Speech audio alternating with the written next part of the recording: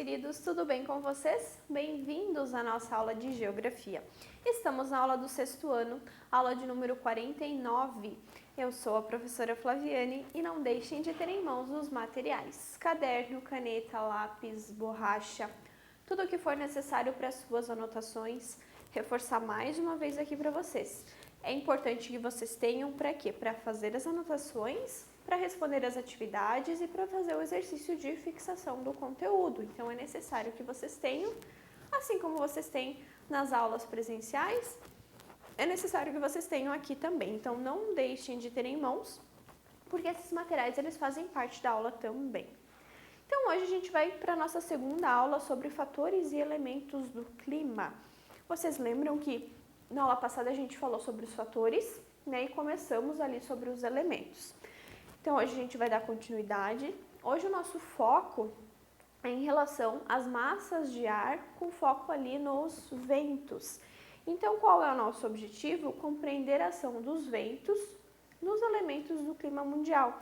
Então, em relação ali aos elementos do clima, os ventos eles entram principalmente na questão das massas de ar. Então, vamos falar sobre ventos hoje. Então, isso que a gente viu na aula passada, né? Já vimos em aulas anteriores que o clima é um conjunto de variações, já o tempo são as oscilações momentâneas, né? Então, essa é a diferença de tempo e clima, e nesse sentido nós temos então os fatores e elementos que influenciam nessas condições climáticas. Os ventos.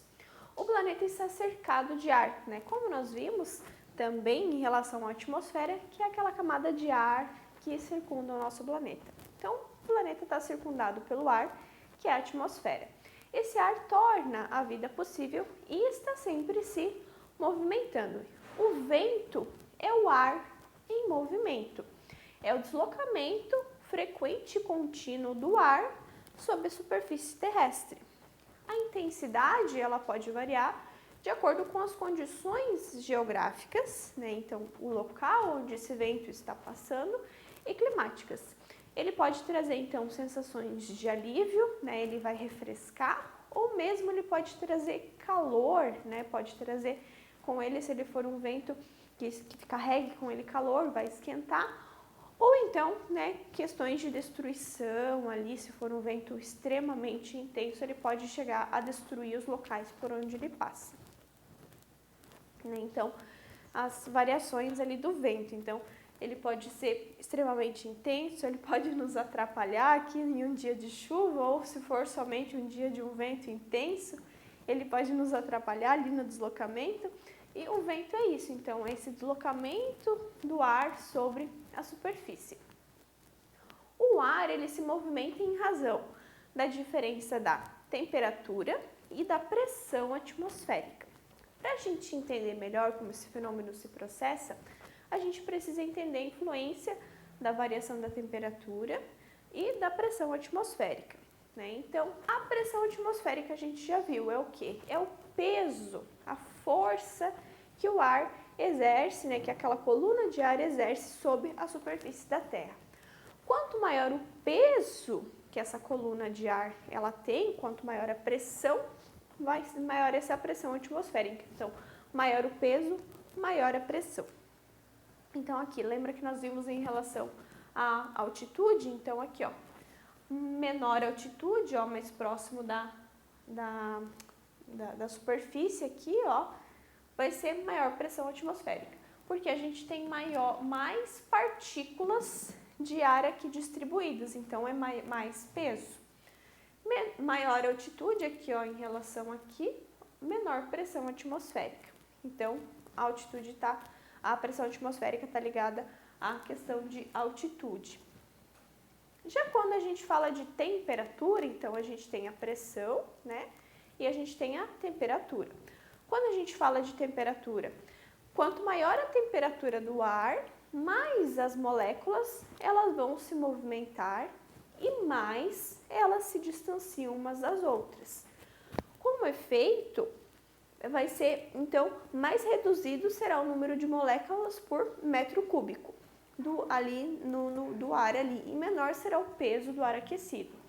Já o oposto ocorre quando o ar ele é submetido a baixas temperaturas. Então, o que que acontece aqui?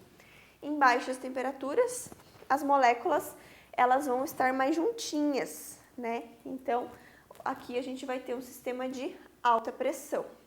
Já quando é quente, essas moléculas elas vão se dispersar mais, elas vão estar mais dispersas ali, mais espalhadas. Então, baixa pressão. As moléculas de ar elas se aglutinam e perdem mobilidade. Assim, o ar se torna mais denso e pesado, ou seja, maior é a pressão atmosférica quando a gente tem uma baixa temperatura. Já quando é alta temperatura, essa pressão ela acaba se dissipando e ela fica baixa. Então, em relação à altura, a gente tem a pressão e em relação à temperatura também. Em razão da relação entre temperatura e pressão, é que a gente tem a movimentação do ar. Então, o ar mais frio, ele vai ser mais pesado, porque as moléculas elas vão estar mais condensadas, elas vão estar mais juntas. E esse ar, então, ele vai se deslocar para as áreas mais baixas. Enquanto o ar mais quente, ele vai estar mais disperso, porque as moléculas vão estar mais dispersas, e ele tende a subir. Então, o ar quente desce, o ar frio desce e o ar quente sobe. Então, de um modo simples, o ar quente sobe e o ar frio desce. É nessa dinâmica de equilibrar essas pressões aí, né, que o ar ele se movimenta. A gente pode entender, então, a circulação geral da atmosfera em escala planetária. Então, em relação à circulação geral, ele vai obedecer, então, a esses fenômenos aqui, tanto de altura, né, esses fenômenos de pressão, que vão levar em conta a altura e a temperatura. Então, a gente vai ter zonas de alta pressão. São conhecidas como anticinclonais. Estão localizadas em áreas polares e em regiões subtropicais. Então, em áreas menos quentes. Nessas zonas, o ar é mais denso, porque ele é mais frio, e exerce maior pressão. Em função disso, ele tende a ir para áreas mais baixas da atmosfera. Então, aqui em zonas de alta pressão, nós vamos ter o ar mais frio. Em zonas de baixa pressão, essas zonas são chamadas de ciclonais, estão localizadas mais próximas do Equador. Então, lembrem que as áreas mais próximas ao Equador são áreas mais quentes devido à incidência solar sobre essas regiões. Então, nessa porção, a incidência da radiação solar é mais intensa e as temperaturas mais elevadas, e por isso o ar é mais leve e sobe. Então, lembrem dessas questões aí. Em áreas mais frias, está mais juntinho, é mais pesado, ele desce. Em áreas mais quentes, fica mais solto, o ar vai subir. Aqui, ó, zonas de alta pressão e as zonas de baixa pressão aqui da linha do Equador. E as intermediárias, então, são nos trópicos aqui. O movimento de rotação do planeta, que gira de oeste para leste, então esse movimento que o planeta faz, na sua rotação, ele também afeta a circulação geral da atmosfera. No entanto, o ar ele se desloca na horizontal apenas aqui na região chamada, aqui na região da linha do Equador. Esse é o efeito Coriolis, o chamado efeito Coriolis. Então, o ar ele vai se deslocar na horizontal, então na linha do horizonte, somente nessa região aqui. Ele vai ter essa circulação mais deitadinho, na linha do horizonte, na horizontal. O chamado efeito Coriolis, ele é responsável por desviar o ar na superfície terrestre, para a esquerda, no hemisfério sul. Então, o ar ele é desviado aqui para a esquerda no hemisfério sul e para a direita no hemisfério norte. Quando vocês dão a descarga, quando vocês abrem a torneira e fica rodando ali para entrar para a água ir pelo ralo, isso em uma menor escala é esse efeito Coriolis aqui acontecendo. Então vocês conseguem ver em casa. É só ver para que lado aquela água vai girar. É a mesma coisa que acontece com o planeta aqui, com a rotação aqui da Terra por causa da influência do efeito Coriolis. É a mesma coisa que acontece. Aí, por causa dessa circulação aqui, ó, né, dessa rotação e circulação, a gente tem tipos de vento. Então, os ventos alísios, né, são os ventos que ocorrem aqui na linha do Equador. Ó. Ventos alísios, eles são ventos úmidos que sopram dos polos para os trópicos em direção à linha do Equador. Então, aqui, ó, essa é a direção. Vocês conseguem ver aqui, ó, as flechinhas? E os ventos contralísios, eles são ventos secos que sopram da linha do Equador para os trópicos. Então, aqui já é o contrário, ó, eles vão do meio para fora. Então, os ventos alísios e contralísios é a direção.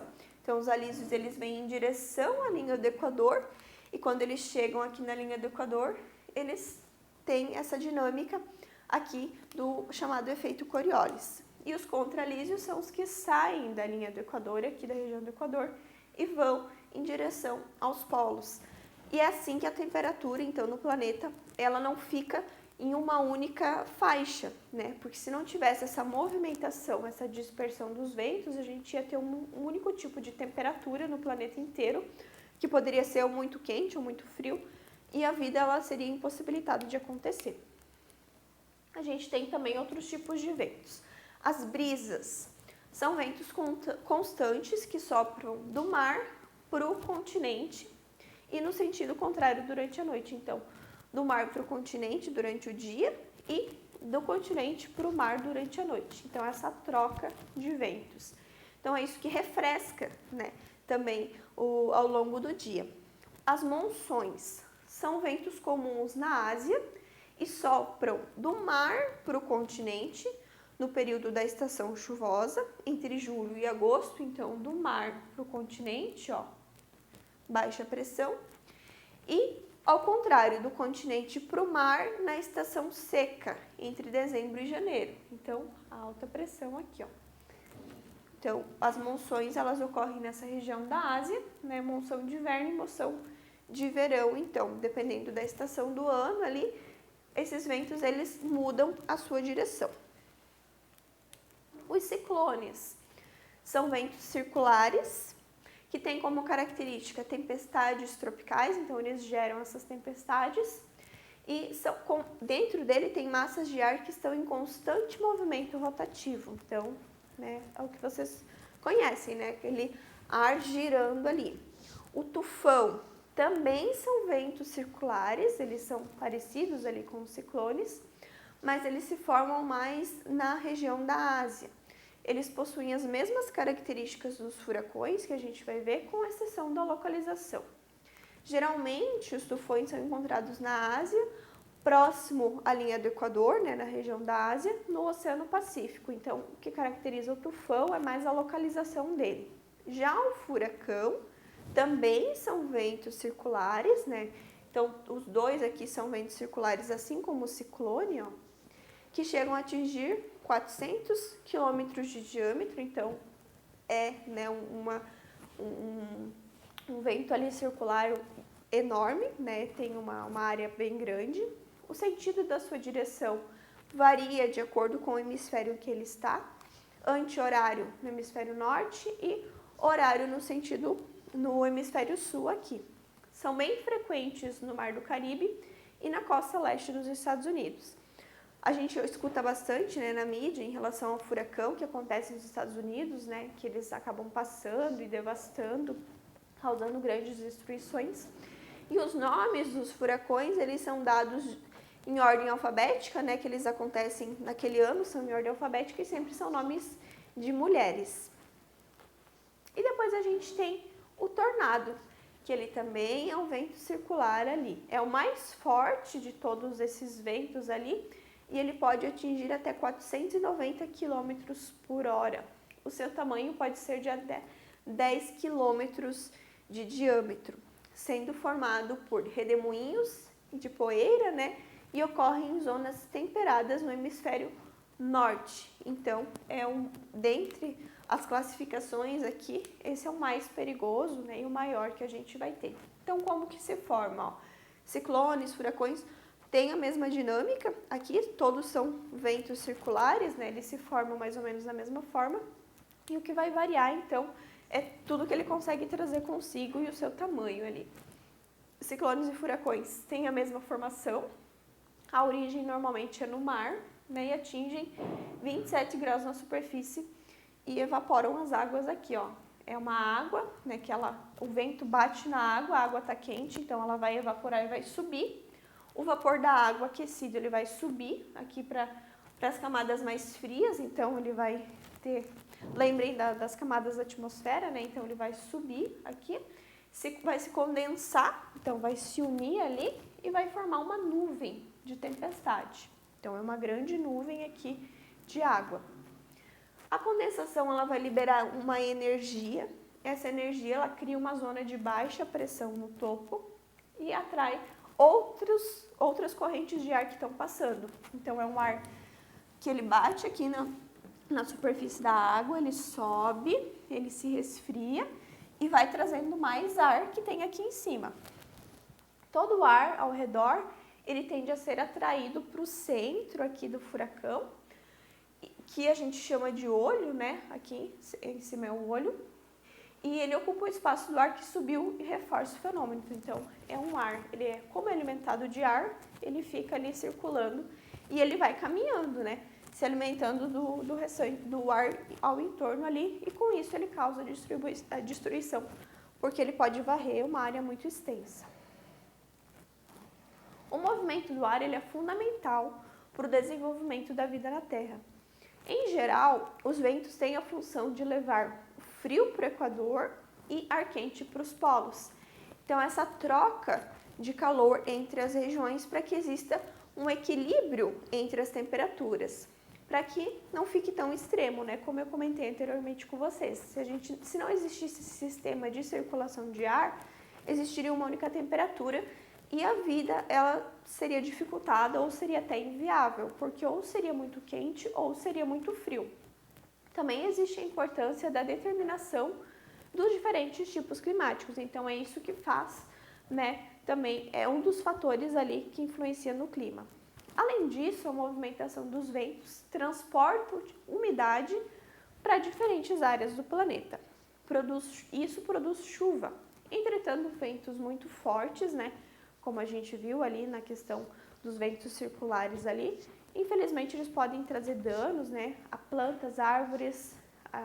Isso faz então com que não exista desenvolvimento disso, ou isso dificulte também o desenvolvimento de certas plantas ali, a vida, né, a vegetal, ela possa acontecer por causa da ventania excessiva também. Então, aqui a distribuição dos ventos, mais uma vez, ó, a direção aos sistemas, né, de baixa e alta pressão e a direção dos ventos aqui também. Então, aqui na linha do Equador, a gente tem esses ventos que correm, então, na horizontal. E nas demais áreas do planeta, elas são ventos mais ciclonais, tá? Eles são ventos mais redondinhos, assim, aqui na linha do Equador. Eles correm, então, mais paralelamente aqui à própria linha do Equador. E é isso, então, sobre os ventos, né, na nossa aula de hoje. Na próxima aula a gente encerra, então, esse assunto em relação aos elementos e fatores climáticos. Não deixem de fazer as suas atividades e nós nos vemos na nossa próxima aula. Tchau, tchau!